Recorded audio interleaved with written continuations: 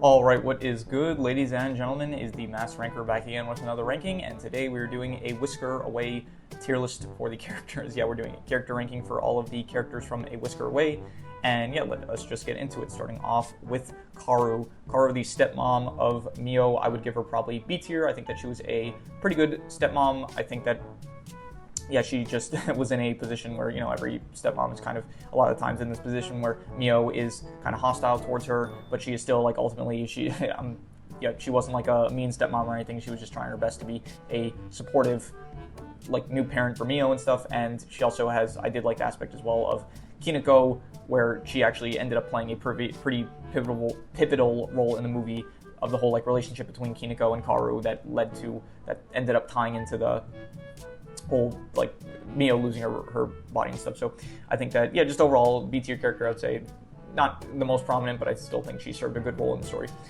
Next up we have, let me see here, I think this is one of the bully characters. Let me see here, I have all the names pulled up here. Bonai, yeah, this was just a bully character. He along with the other kid, this one, they were just bullying me. I'm gonna give them both F tier for this one. This one, it was a bit, he didn't like openly was trying to read Mio's love letter, so he just gets D tier, but this one gets F tier because not good characters. At first, like at the first scene I think we see them is that they're just kind of, they're probably in the classroom here and there, but we saw them like they were talking bad about I'm not good with these names.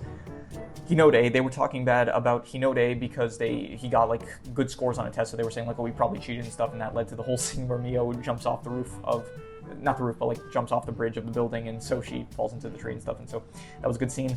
And yeah, but they were just kind of like speaking bad about Hinode, and then there was a whole confession scene where this one ended up stealing the letter of Mio, reading it out loud to the whole class, and that's just like why do that? Like, what do you like? It's not funny or anything. It's just this kid was just like straight up a jerk. So anyway, yeah, D/F tier for both of them. I'd say Hinode, I'm going to give him, I'd say probably B tier. Like for being as prominent of a character as he is. Should we do side style as we go along? It's actually not that. Yeah, we can do side style, I guess, as we're going along because there's just not that many characters. So yeah, Hinode, he's a fine character. The only thing is he's so stoic, and that's like the point of his character, where it's like he can't portray his true feelings about things. So it's like the entire movie he is just so extremely stoic. I don't see, like, I don't know, the only chemistry he really has with Mio is the moments where Mio is not even in her own body. It's like either when Mio is in the cat body, Taro, or when like there was some chemistry between like him when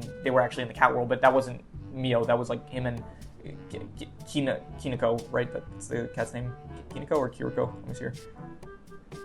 Kineko, yeah. So the actual scenes between him and Mio, it's just pretty much like when there's other people around, like Isame or Yoriko. So I think he's a fine character. It's like his whole thing was that, he can't really portray his true feelings about things. He wants to be a potter, I don't know the term for the person that works with pottery, a potter, maybe a person that, like I said, a person that works with pottery. He wants to do that as a job, but he doesn't want to tell that to his mother, I guess.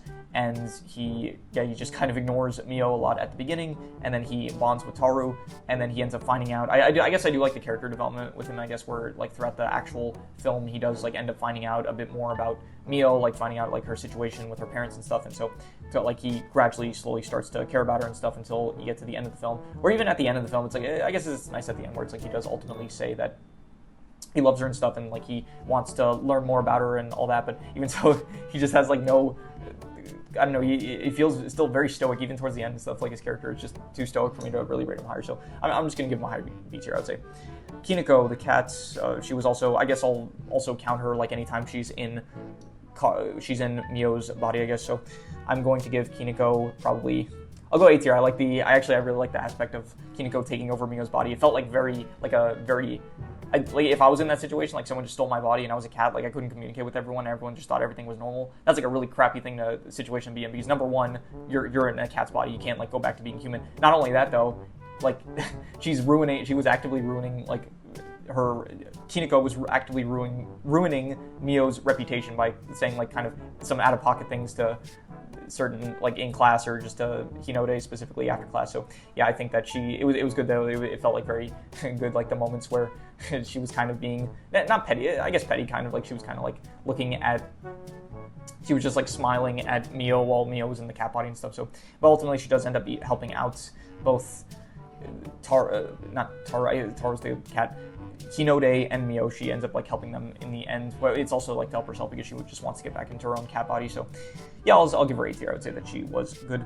Next this is one of the cats that ended up helping out Mio towards the end of the film, defeats the mask seller. This is Kakinuma. He was like the most prominent one, I think. Him and the female, the mother that ended up turning into a cat. I'm gonna give them both probably like C tier. They're not very prominent. They just kind of help out, and they like convince Mio that she's making the wrong choice they reassure her choice of like wanting to go back to being human. They say like, yeah, we used to be human, we turned into cats, we kind of regret it now, and so they're meant to like kind of affirm Mio's choice to go back to human, and kind of like, yeah, that's their purpose, as well as to help out in the end, like actually defeat the mask seller. So I think that they were fine, but they're not very prominent, so just C tier I'm gonna give them. This is Isami, I'm pretty sure his name is. They do that thing, by the way, where it's like certain characters, they refer to them by their last name, and other characters, they refer to them by their first name. I think maybe this is no, it's not meant to be this isn't meant to help. Like, I was thinking maybe, okay, because like they call, his name is Kento Hinode, so everyone refers to him by his last name. But Mio specifically, it's like they more so refer to her by her first name, so it gets like really confusing at times with certain characters with their name, what their names are supposed to be. Like your Yoriko, I'm pretty sure Yoriko, that would be her first name, I'm pretty sure. So unless it's written, no, it's not written in reverse, because, is it? No, it's not, because, no. I'm not sure. No, okay, no, I'm just getting confused. Yeah, again, this is what I'm trying to portray. Like, it gets confusing with the first and last names in Japanese. So, anyway, whatever. Isami, I would give him probably, we'll go B tier. I would say below, yeah, the Karu, he was fine. He was just like the best friend of Hinode, and he would just kind of help out in terms of, I don't know, when they were searching for, I mean, he didn't really help, but he was just involved with any time that Hinode was kind of interacting with Yoriko or Mio as well. Like, he was just around, and he would kind of like just get involved with some stuff. He was fine, just B tier, I'd say. This is Mio's mother that abandoned her. What is her name? Her name is Miki, or Saito. I don't know what they refer to in the movie. I don't remember, but yeah, she is not a great mother. I'm going to give her probably D tier. And yeah, honestly, not as bad as this kid, but yeah, definitely low. Yeah, maybe even F tier. She was pretty bad. She abandoned Mio, and then the very start of the film is basically her saying to Mio, "Hey, why don't you tell your dad that you want to live with me?" And so it's just like, if she abandoned Mio, then that's the really crappy thing to do, like abandoning her and then trying to manipulate her into living with her and stuff. That's not great. Eventually, I guess when Karu and Mio's dad, they end up going to the school in order to try to find out information about if maybe some of her friends know where Mio went when she ran off. It's like she ends up confronting Karu, basically saying like, "Oh, why would you go to the school? Why would you try to find information about like where she is? You know what that would do to her? That's just gonna embarrass her and stuff. Like it's gonna get kids talking about it and stuff." And yeah, and so she ends up here. So she herself is like not really. I don't think she was doing anything in the situation to really help find Mio. So yeah, her whole thing is also just like she keeps writing to Karu saying like, "Oh, you're ruining this family." It's like Mio hates you and stuff. And so yeah, she was just really mean to Karu, and she ended up slapping her, and that got into like kind of a cat fight, you could say, between Karu and what's her name, Miki. Yeah, so not great. Didn't like her that much. So B slide over here. The mask seller, I would give him probably not a good dude, but like definitely portrays a decent villain. I would say I'd give him like probably.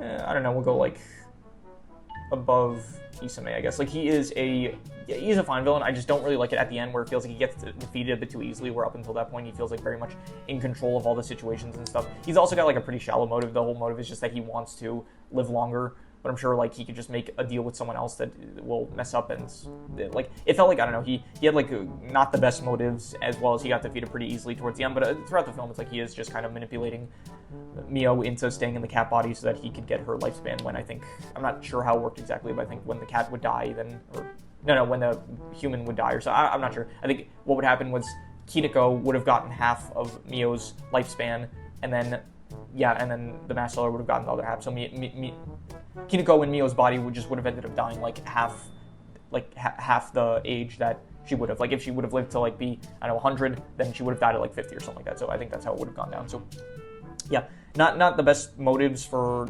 I mean, it's kind of shallow, feels like, but yeah, he did portray like a decent threatening villain. Like towards the start, towards the end, he's just a bit lackluster, I would say, but still B tier. Mio herself, Mio S tier, definitely my favorite character from the film. She is just overly optimistic, very very positive.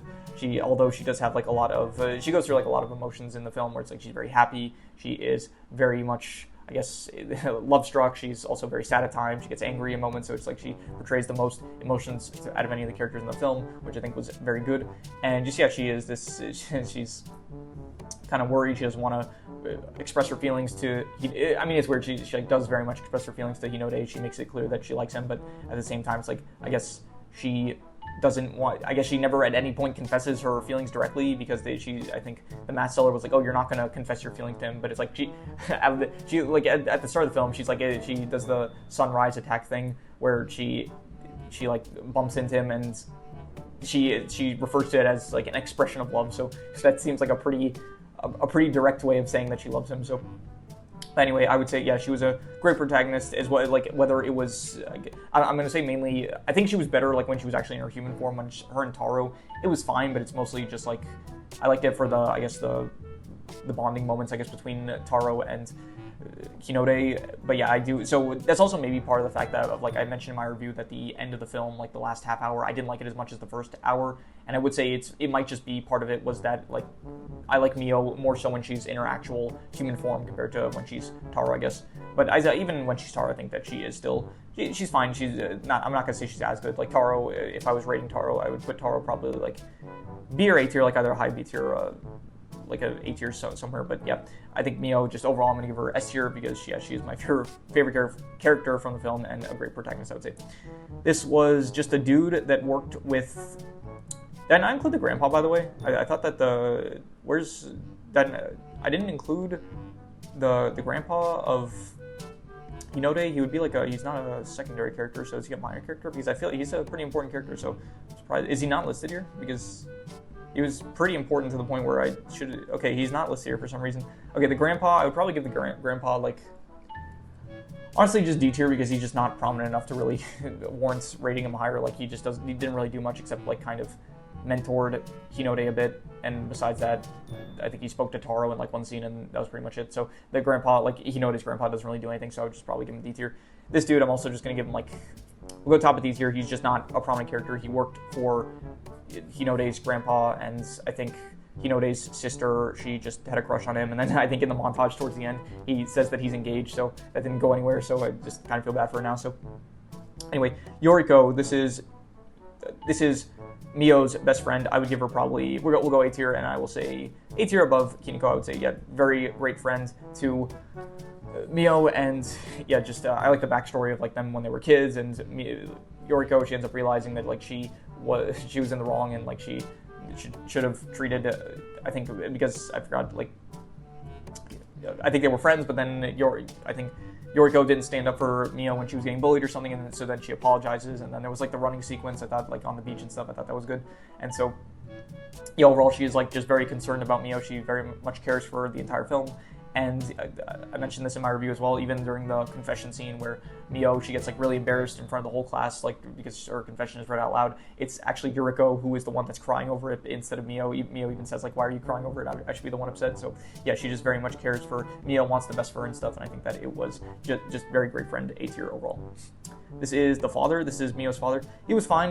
He's just not very prominent. I would give him probably like, I know, like a low C tier, just good father, I guess. Like, he didn't seem like a bad father or anything. He just like kind of, he got divorced, he got remarried. It's like, just, I don't know, I'm not gonna blame him for getting divorced, because sometimes that's usually best for couples that are not getting along and stuff. So yeah, he just kind of, I'm trying to remember if like maybe he wasn't like neglecting me or anything. So I don't remember anything bad about him. I honestly just don't really remember anything about him. I think he had like one conversation with Mio and Karu, like at dinner, where they asked her about Hinode, and besides that, they went to the school to try to find information about where Mio may have been, like when she ran off, quote unquote. So he just didn't do much. So I'm just gonna give him like a low C tier. I would say not bad, but not great.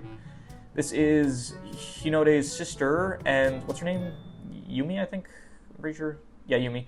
I don't really. Yeah, so this is so yeah. Hinode is their last name, but they refer to him as Hinode, and then to her they refer to as Yume. I guess. Well, I'm pretty sure when it's like between family, they refer to him as Kento, but I'm referring to him as Hinode because that's what they use mostly throughout the film. I guess I could be referring to Mio as Muge because that's also what like a lot of the during the film that's what a lot of the characters called her. So I don't know, it gets confusing going back and forth, so I just stick to like the one that I remember the most easily. So and then I just refer to them as that. So Yume, I would give her probably, she's not very prominent. I give her like maybe above the dad, maybe. I'd say that's fine. The whole thing was that she just liked this guy, and then by the end of the film, during the montage, she found out that he was engaged. Although when I say her whole thing, like she didn't, I know she was in like 1 or 2 scenes where basically she just expressed that she wanted to see him again, and that was it. So not really much to say about her. She was fine, but not anything. I did like the she had one good line where she told Hinode to shut up, but he didn't say anything. So fine for that. We're giving her like a low C tier, I guess, not D tier. And yeah, we did side style along the way as we went about this, so that is pretty much my ranking of the Whisker Away characters. So if you have any recommendations, any shows, movies, video game stories, anime, manga, web series, anything that you want me to review or rank or compare rankings, it does not have to be media related, it can be anything. Leave it in the comments and I will maybe possibly check it out. But that said, that is pretty much all there is to it, so let's leave it at that.